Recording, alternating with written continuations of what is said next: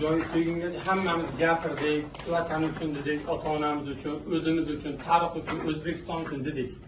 Hamma narsa gapirib bo'lindi. Bu o'yinda menimcha gapsiz bugun hamma narsaga nuqta qo'yadigan kunimiz.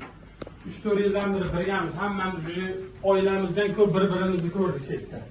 Davay, oilaligimizni bugun ham ko'rsataylik. O'zbekistonda necha million aholi bizdan kutib o'tirib, 90 ming tugagandan keyin biz ham boshimizni yerga qaratib o'tirishimiz. Bizlar O'zbekistondagi hamma o'zbeklar bugun bayram bo'lishi kerak. Bugun bu qonun kun bo'lib qoladi biz uchun.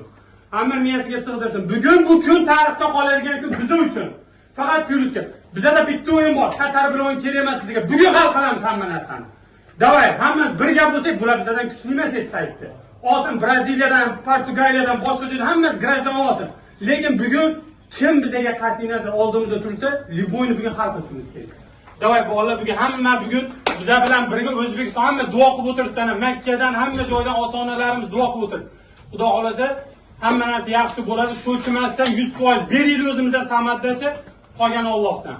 Davay bolalar. Tarix bilasizlar,